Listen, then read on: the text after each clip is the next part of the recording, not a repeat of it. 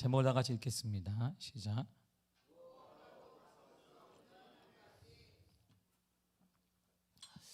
미국에는 햄버거 프랜차이즈 업체가 상당히 많습니다. 저희 한국보다 주식이기 때문에 상당히 많습니다. 햄버거 프랜차이즈 업체 중에 우리가 흔히 아는 맥도날드, 버거킹, KFC 등이 있습니다. 물론 한국에서는 잘 모르겠지만 더 많이 알려진 유명한 업체는 서부를 중심으로 해서 인앤아웃이 있습니다. 파이브 가이즈 이건 상당히 맛있습니다. 이 파이브 가이즈는 비싸긴 하지만 상당히 맛있습니다. 웬디스, 하디스, DQ는 조그만 햄버거인데 상당히 맛이 있죠. 근데 지금 여러 가지 많은 업체가 많아요. 지금 미국의 햄버거 프랜차이즈 업체 중에 1위는 칙필레입니다. 치킨버거로 유명한 칙필레는 7년 연속 미국인이 가장 좋아하는 체인점으로 선정됐습니다. 물론 이 칙필레는 일반 햄버거 가격보다 비쌉니다. 그러면서 칙필레의 인기는 상당합니다. 제가 미국에 있을 때 칙필레를 비싸서 몇 번밖에 못 먹어봤는데 지금도 생각하면 이게 군침이 돌아요. 먹어본 사람은 알아요. 이야, 막 입이 막 찢어질 것 같은 막 이렇게 그 맛, 이야, 칙필레 그 분위기 레스토랑 같아요. 이게 그 큰 데서 칙필레가 인기 최고입니다. 2021년에 아들 앤드류에게 회장직을 물러주고 이사장이 된 칙필레의 트레넷 캐시는 TV나 잡지 등 어떤 매체와의 인터뷰를 하든 동일하게 칙필레의 성공 비결을 딱 이렇게 말합니다. 신앙 중심입니다. 한때의 칙필레는 동성애자들에게 심한 압박을 받았습니다. 동성애를 거부합니다라고 대놓고 광고를 냈습니다. 미국에서 동성애 거부하는 자체가 사업을 안 하겠다는 뜻인데 끝까지 고수했습니다. 그리고 지금도 칙필레는 승승장구하고 있습니다. 그는 이렇게 말했습니다. 칙필레의 신앙 중심의 사명이 성공적인 시위의 전환의 핵심입니다. 우리는 목적을 중심으로 한 조직이며 우리에게 맡겨진 모든 것에 충실한 청지기가 되어 하나님께 영광을 돌리고 칙필레 접하는 모든 이들에게 긍정적인 영향을 미치는 것을 목적으로 삼고 있습니다. 이게 무슨 햄버거집의 목적이냐 그럴 텐데 햄버거의 목적이 그거야. 우리는 청지기입니다. 하나님께 영광을 돌리는 것이 목적이고 선한 영향을 끼치는 것이 우리의 목적입니다라고 고백했습니다. 더 나아가 그는 이렇게 말했습니다. 우리는 사람들의 선한 삶에 선한 영향을 미치고 우리에게 맡긴 일을 관리하고 싶습니다. 우리는 죽을 때 기업을 갖고 가지 않을 것입니다. 잠시 동안만 일을 가지고 있을 청지기일 뿐입니다. 그런 일을 잘 관리해야 합니다. 그리고 궁극적으로 우리의 창조자 하나님을 인정하고 겸손함을 갖습니다. 가르칠 수 있는 정신을 가지고 기꺼이 순종할 것입니다. 우리는 믿음의 경험을 통해 우리가 하는 모든 일을 통해 하나님을 경외하려고 노력하고 있습니다. 이게 신학자도 아니고 목회자도 아닌 칙필레 사장이 얘기하는 것입니다. 그는 성공을 자랑하지 않습니다. 그는 돈을 자랑하지 않습니다. 그는 명성을 자랑하지도 않습니다. 그는 지금도 하나님의 청지기임을 자랑하고 있고 자신이 그리스도임을 자랑할 뿐입니다. 그에게서 이 땅에서 가장 아름다운 일은 바로 그리스도인입니다. 세상의 성공자, CEO, 가장 큰 업체의 사장 이런 것이 그에게는 아무 의미가 없어요. 그에게 유일한 것은 나는 하나님의 맡겨진 청지기입니다. 나는 그리스도인입니다. 그는 이 말을 어떤 매체에다 얘기해요. 동성애자를 만났을 때도 그는 말했습니다. 우리는 성경이 말하지 않는 그것 죄라고 생각합니다. 스타벅스가 지금 껌뻑 죽어서 지금 동성애자를 지지하고 있습니다. 그러나 칙필레는 여전히 똑같습니다. 우리는 지지하지 않습니다. 성경에서 그만 그거 우리는 반대합니다. 그럼에도 불구하고 칙필레는 지금도 전 세계적으로 미국에서 가장 큰 성공한 햄버거 프랜차이즈 업체로 소문나 있습니다. 여러분의 가장 자랑거리는 무엇입니까? 사랑하는 성도 여러분의 자랑거리는 자녀의 성공이십니까? 좋은 집이십니까? 좋은 직장이십니까? 안정된 무엇입니까? 성경에는 그리스도인 단어가 3번 나옵니다. 첫 번째로 처음으로 그리스도인이라 불리웠을 때가 나옵니다. 사도행전 11장 26절입니다. 시작. 안디옥에 내리고 와서 둘이 교회에 1년간 모여 있어 큰 무리를 가르쳤고 제 아들이 비로소 안디옥에서 그리스도인이라 일컬음을 받게 되었더라. 아멘. 이들에 대한 소문을 안디옥 사람들은 들었습니다. 청년 한 사람 때문에 예루살렘 공동체에서 도망쳐 나온 사람들이 있다는 것입니다. 이들을 통해 전해진 이야기 때문에 에베소에도 작은 공동체가 형성됐습니다. 그런데 이들은 이런 위기를 겪었음에도 불구하고 여전히 그 죽은 청년 예수 그리스도를 전하고 자랑했습니다. 이들의 모습은 예전에 어떤 무리 어떤 사람들을 통해서 보지 못했던 서로 간의 사랑과 희생과 헌신이 있었습니다. 그래서 이들을 향해 우리가 처음 봤던 너희들은 그리스도인이다, 이렇게 그들이 처음으로 불렀습니다. 그리스도를 따라가는 사람들이니까 너희들은 이제 그리스도인인가 봐. 이게 첫 번째 불려진 이름입니다. 그리고 죽음의 위기를 겪고 있는 초대교회 성도를 향해 베드로가 그들을 향해 그리스도인이라고 불러주고 있습니다. 베드로전서 4장 16절입니다. 시작. 만일 그리스도인으로 고난을 받으면 부끄러워하지 말고 도리어 그 이름을 하나님께 영광을 돌리라. 아멘. 생명이 위협을 느끼고 있습니다. 재산을 뺏기고 직업도 뺏기고 때로는 사랑하는 사람들까지 자기 앞에서 믿음 때문에 죽어가는 걸 보았습니다. 그리고 어렵게 숨어서 살고 있습니다. 이러한 초대교회 성도들 향해 베드로 사도는 당신들은 그리스도인입니다. 그리스도인답게 고난이 오면 회피하지 말고 도망가지 말아야 합니다. 우리는 그리스도인입니다. 그리스도인답게 살아야 합니다. 라고 권고하며 다독거리고 있습니다. 그리고 마지막으로 바울이 법정에 섰을 때 그리스도인이란 말이 마지막으로 나옵니다. 본문의 28절입니다. 시작.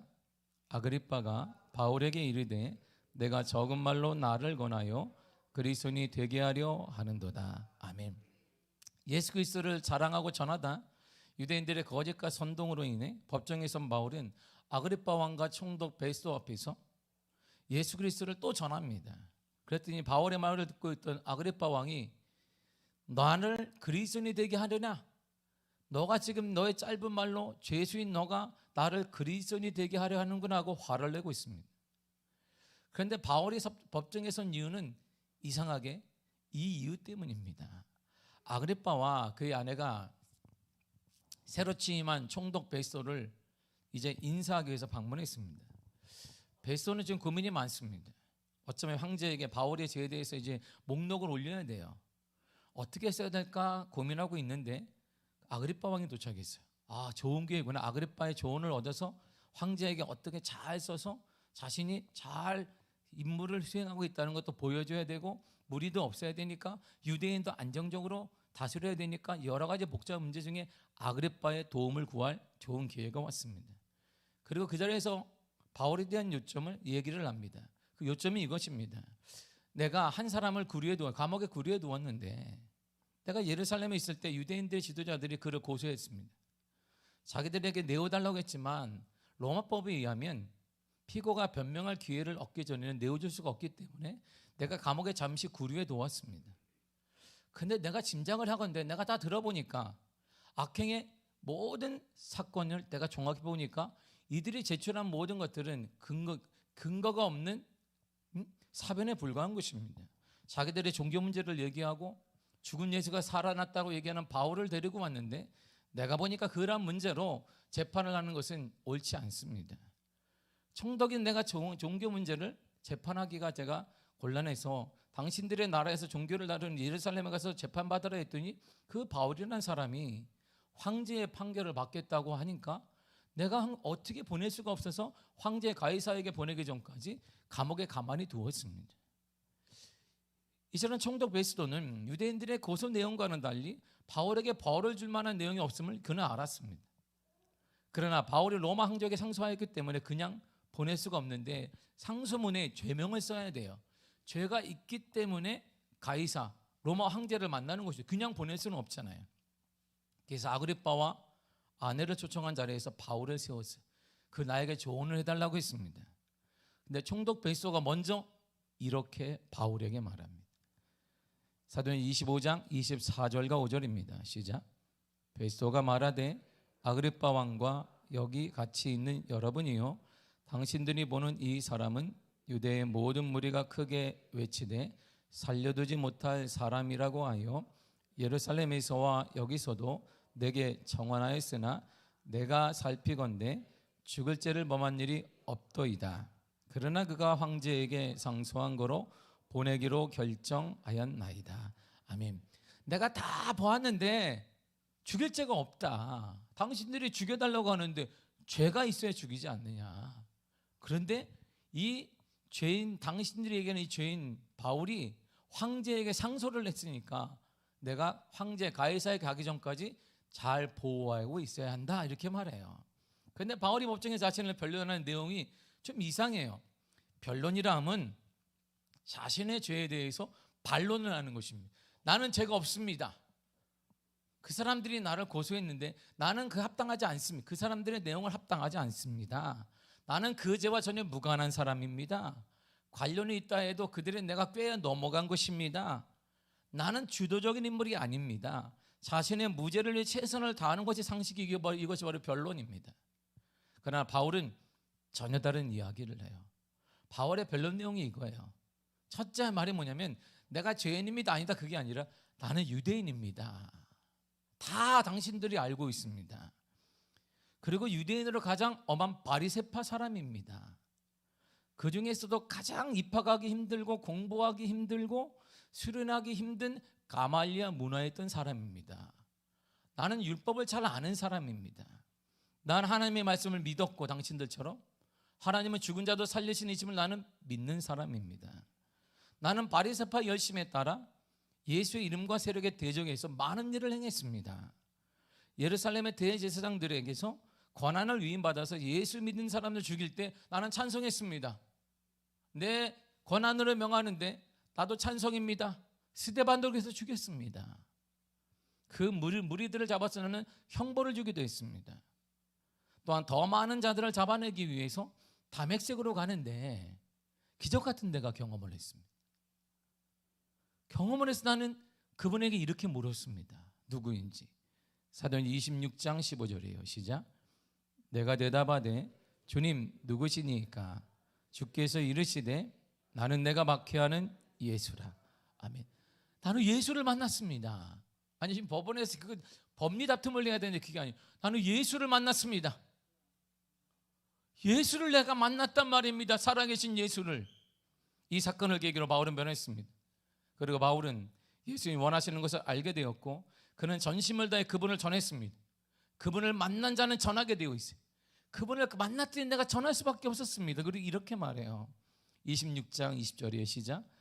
먼저 다메섹과 예루살렘에 있는 사람과 유대 온 땅과 이방인들에게까지 회개하고 하나님께 돌아와서 회개에 합당한 일을 하라 전함으로.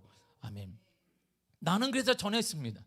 만나는 사람마다 유대인들에게 세상 끝까지 가서 이방인들에게까지 회개하고 하나님께 돌아와야 된다. 하나님께 합당한 열매를 해야 된다. 일을 해야 된다고 전했을 뿐입니다. 나는 지금까지 높은 사람이든 낮은 사람이든 유대인들은 이방인들은 상관없이 예수 그리스도를 전하고 말했습니다.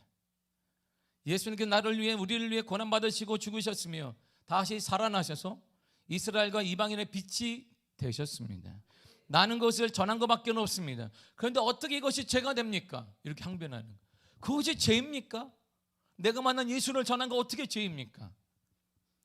바울의 말을 잘 들어보면 기준이 딱 서 있어요. 뭐냐면 예수를 전하는 것은 절대 죄가 아니라는 거예요. 예수님의 말씀대로 사는 것은 죄가 아니라는 것입니다. 예수 그리스도를 기준 삼아 사는 것만이 참된 인생이라는 것입니다. 오직 예수 그리스도의 뜻대로 사는 것만이 인생이 살아나는, 회복되는, 치유되는 유일한 길이라는 것입니다. 이렇게 아멘 하잖아요. 그 말을 딱 듣고 있던 총독 베스도가 바로 반응을 일으켜요. 24절이에요. 시작. 바울이 이같이 변명하며 베스도가 크게 소리내어 이르되 바울아 내가 미쳤도다. 내 많은 학문이 너를 미치게 한다 하니. 아멘. 베스도는 유대 종교를 잘 몰라요. 그리고 종교 재판을 꺼렸습니다. 그래서 예루살렘의 대제사장들과 종교 재판을 받으라고 바울에게 권유했습니다. 그러나 상식적으로 볼 때 바울이 논리적으로 얘기하는 거 보니까 많이 배운 사람인 거 분명. 바울의 배경을 몰라도 말하는 거 보고 율법을 얘기하는 거 보니까 많이 배운 사람인 걸 딱 알았습니다. 그래서 보니까 너무 많이 배웠기 때문에 미친 것 같다, 이렇게 생각을 한 것입니다. 그러나 바울의 생각은 완전히 달랐어요. 다시 바울이 베스도 말에 이렇게 반응합니다. 25절이에요. 시작. 바울이 이르되 베스도 각하여 내가 미친 것이 아니요 참되고 온전한 말을 하나이다. 아멘. 베스도 각하여 예수 그리스도를 경험한 것을 말하는 것은 예수 그리스도를 전하는 것은 상대방의 당신의 이해를 구하는 것이 아닙니다. 당신이 믿든 안 믿든 상관이 없는 것입니다. 내가 만난 예수를 전하는 것은 당신의 이해를 구하거나 당신에게 허락을 구하는 것이 아닙니다. 사랑하는 성도 여러분, 예수 그리스도를 만나셨습니까? 어쩌면 지금도 우리가 만난 예수 그리스도를 전할 때 세상이 베이스와 같은 반응을 할지도 모릅니다. 그러나 우리는 확신합니다. 우리는 자신감을 가져야 됩니다. 우리는 참되고 온전한 말을 하는 것입니다. 바울이 말한 것처럼 우리는 참되고 온전한 말을 하는 것입니다. 살아계신 예수 그리스도를 전하는 것보다 참된 말이 어디 있습니까?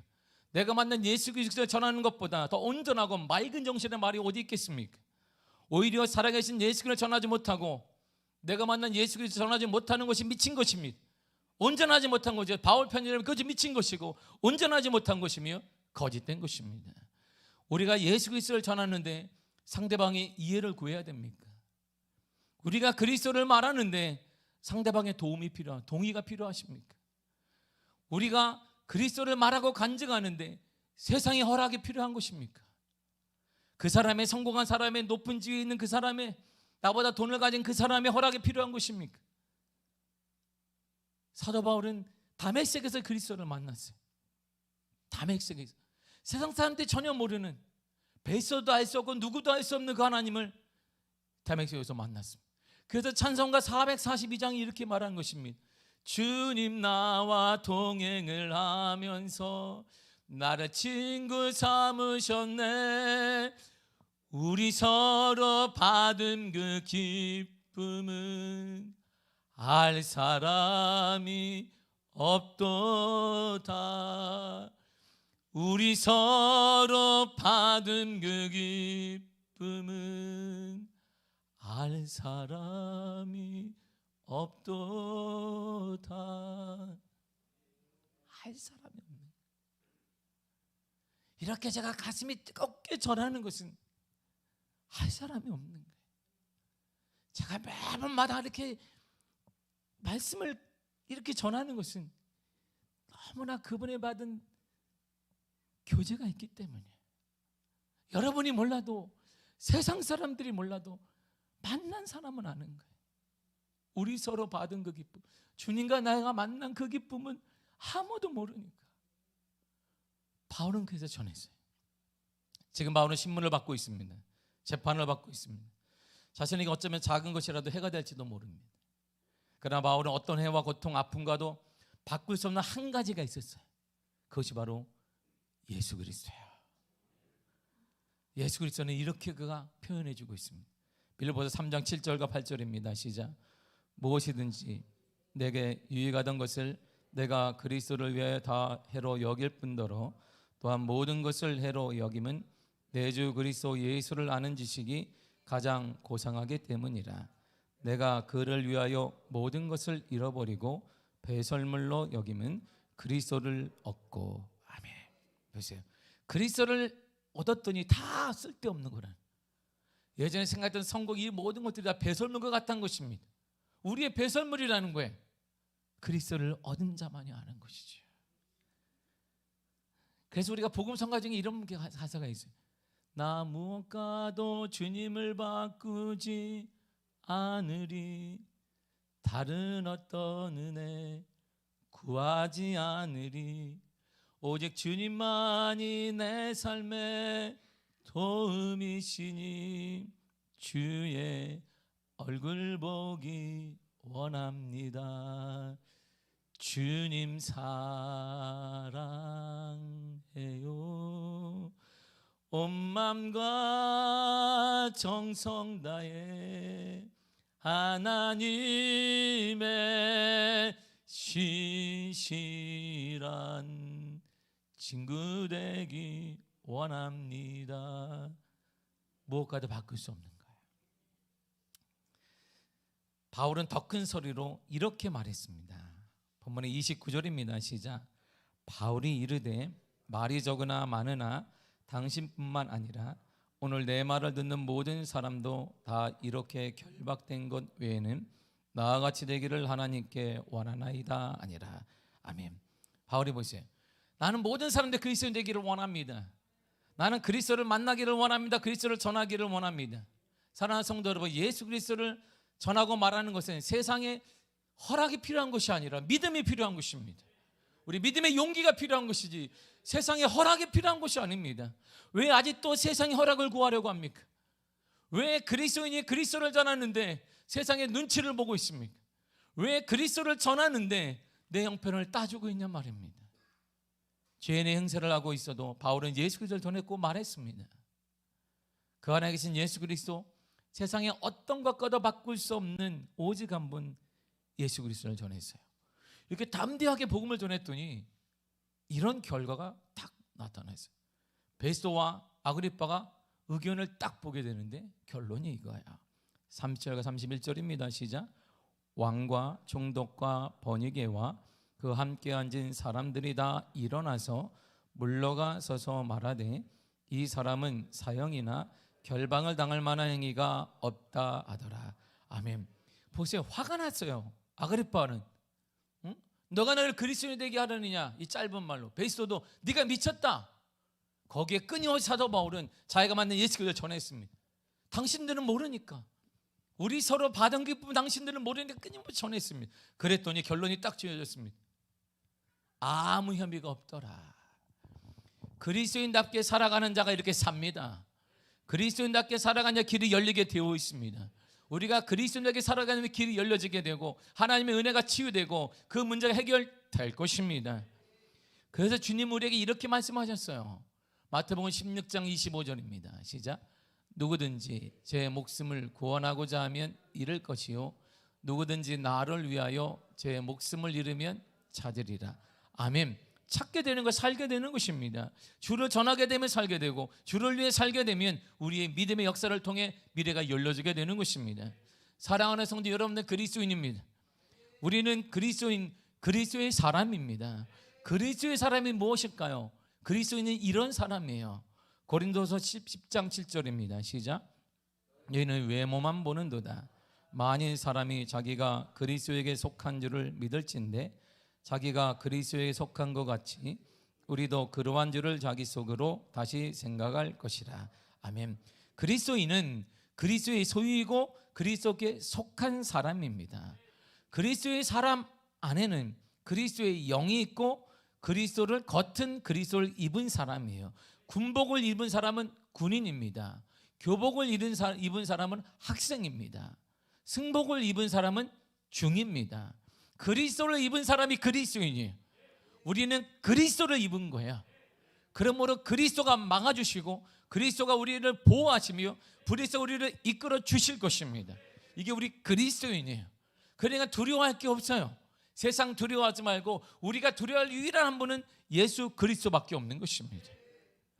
그리스도의 사람, 그리스도인은 내가 그리스도이고 그리스도께서 나인 사람, 누군지 혼동이 되는 사람이 바로 그리스도인이에요. 성경이 이렇게 말합니다. 요한복음 14장 20절입니다. 시작. 그날에는 내가 아버지 안에 너희가 내 안에 내가 너희 안에 있는 것을 너희가 알리라. 아멘. 보세요. 그리스도인은 그리스도와 내가 구별이 안 되는 사람이에요. 그가 내 안에 내가 그 안에 있는 사람인 것입니다. 그리스도인은 그리스도와 같아진 하나가 된 사람입니다. 그분이 나고 내가 그분이 되는 사람이에요.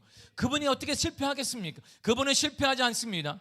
그러면 나는 실패하지 않는 것입니다. 나는 일어날 것입니다. 여러분의 가정은 회복될 것입니다. 여러분의 자녀는 일어날 것입니다. 우리 교회는 일어날 것입니다. 왜? 내가 그고 그가 나이기 때문인 것입니다. 나는 약한 내 안에 그리스도가 있어 그분이 나를 이끌어 주시고 그분이 나를 보호하시며 이끌어 주시고 인도하시기 때문에 우린 일어날 것입니다. 여러분의 가정 일어날 것입니다. 이건 지금 잠깐 고난이 온다 할지라도 두려워하지 마십시오. 일어날 것입니다. 하나님이 이끌어 주실 것입니다. 왜? 우리는 그리스도인이기 때문입니다. 그리스도인은 그리스도 안에서 죽고 다시 그리스도 안에서 산 사람이에요. 우리는 그리스도 때문에 죽은 사람이에요. 또한 그리스도인은 그리스도 때문에 산 사람입니다. 그리스도인은요, 그리스도를 꼭 붙잡고 나머지를 다 놓은 사람이에요. 그리스도인은 그리스도께 푹 빠진 사람입니다. 푹 빠졌어요. 그리스도밖에 안 보이는 사람이에요. 이게 그리스도인이에요. 다시 푹 빠진 거예요. 그리스도인은 그리스도와 깊은 깊은 사랑에 빠진 사람입니다. 일반적인 사랑 아니에요. 짝사랑 아닙니다. 함께 사랑에 빠진 거예요. 그리스도와 나와 하나님의 마음에 쏙 들어서 나를 가장 사랑하시는 사람입니다. 그래서 그리스도인은 그리스도만 생각하면 가슴이 뛰어요. 말이 예배 중에 가슴이 뛰어지고 기다려지고 우리가 삶 가운데 막 고난이 온다 할지라도 그리스도의 역전이 있고 그리스도의 인도가 있고 그리스도의 보호가 있기 때문에 기대가 되는 사람을 말하게 되는 것입니다. 그 사람의 가슴에 그리스도가 꽉 차 있어요. 내 삶은 더 이상 의미가 없습니다. 나를 통해 그리스도와 함께하는 삶만이 의미가 있는 사람이에요. 때로는 사업에 실패해도, 직장에 문제가 있어도, 학업에 지장이 있어도 그리스도만 있으면 흡족한 사람입니다. 그분이 역전시켜 주실 거예요. 그분이 역사하여 주실 것입니다. 그리스도가 내 삶을 위한 수단이 아니라 목적 자체인 사람이 그리스도인입니다. 그렇기 때문에 그리스도인은 그리스도에 의해서 움직이는 사람입니다. 주님의 가라 하면 가고 주님이 멈추라면 멈추는 사람은 그리스도인인 것입니다. 내 삶의 전부가 그리스도인 사람이에요. 그러니 그리스도인에게 세상 어떤 것과도 바꿀 수 없는 유일한 한 가지는 예수 그리스도밖에 없는 거야. 그분이면 충분합니다. 여러분, 그분이면 이겨낼 수 있습니다. 그분이면 승리할 수 있습니다. 그분이면 사랑할 수 있습니다. 그분이 우리가 이해할 수 있습니다. 저는 묻습니다. 여러분은 그리스도인이십니까? 제가 성지순례를 갔는데요, 여러 곳에서 많이 울었어요. 저는 성지순례 가서 제가 직접 녹화를 해갖고 CD를 만들었고 그 당시 책을 냈습니다. 물론 안 샀어요. 사람들이 안 사가지고 안 사가지고 손해 많이 봤어요. 책도 냈어요. 그래 갔다 와서 한 몇 년 지나니까 구글 이런 게 생겨가지고 멋있는 그림들이 많더라고. 나보다 내가 찍은 것보다. 근데 제가 마사다를 가서 마사다가 지금도 제가 마사다를 2번인가 여러분들 얘기는 지금도 가슴이 가끔 마사다를 생각하면 그때 한참 울었어요. 마사다 성에서 내가 가슴을 치며 울었습니다. 많은 목사님들이 왜 나한테 그러는데 너무 마음이 아팠어요. 내 신앙이 무엇인지. 마사다에 올라가서 제가 한참 혼자 막 꺽꺽대며 울었습니다. 지금도 가슴이 뛰어요. 마사다는 유대 광야에 있어요. 그리고 앞에는 사해 바다가 있어요. 아무것도 없어요. 근데 갑자기 성이 뿔룩 떠 있어요. 440m 되는 성이 생뚱맞게 거기 있어요. 마사다가.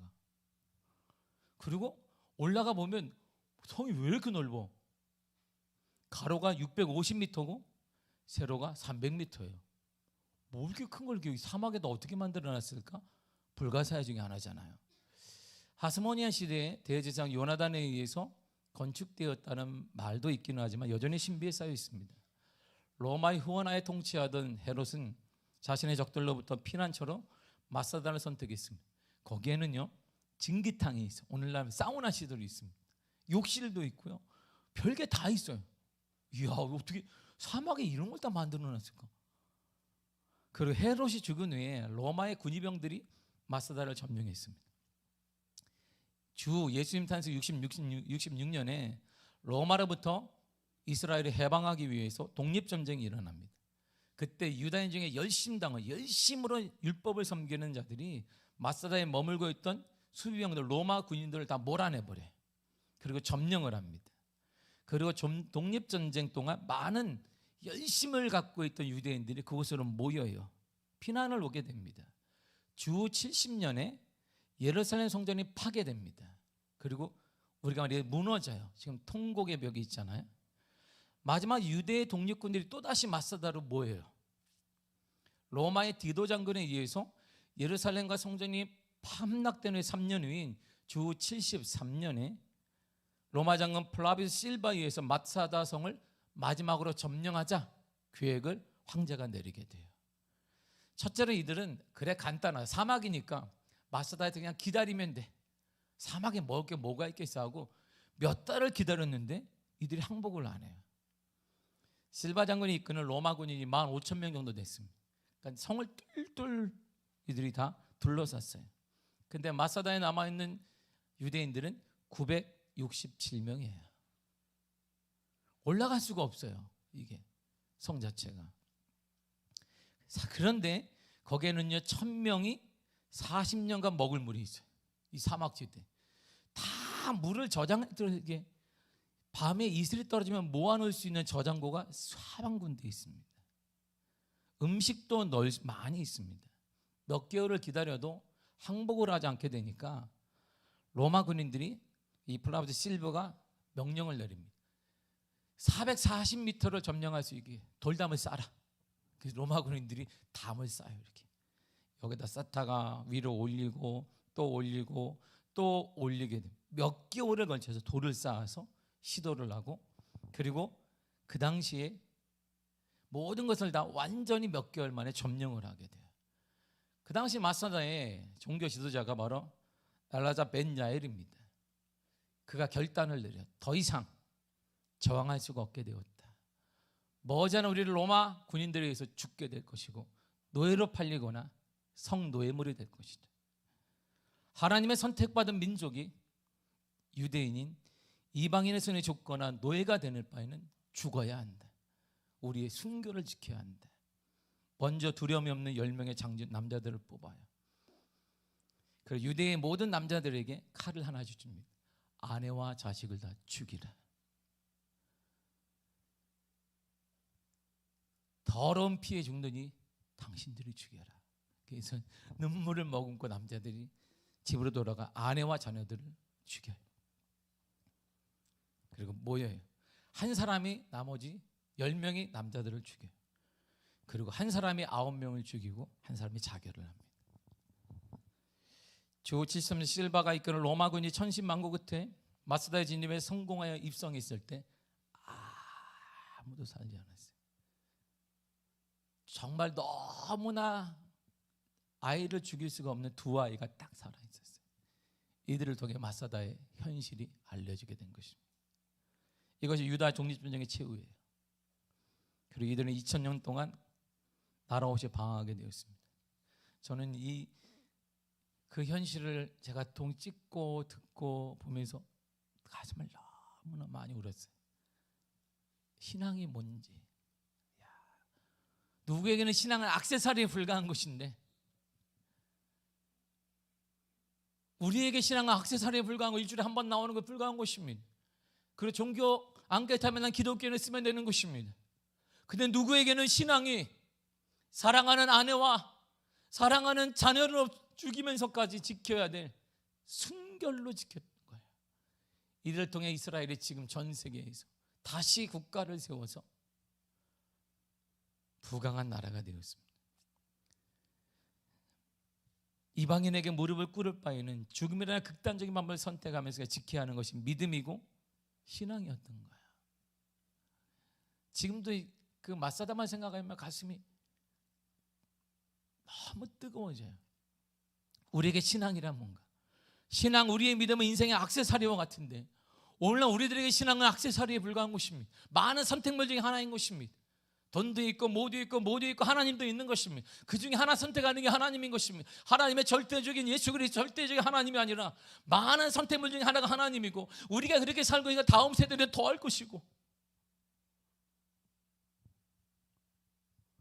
생명을 버리면서도 지켜야 될 가치가 있는 것, 바로 그것이 신앙이었고, 이거 이제 130년 전에 한국 땅에 왔을 도 동일하게 우리 선진들의 신앙 때문에 자신의 생명을 아끼지 않았습니다.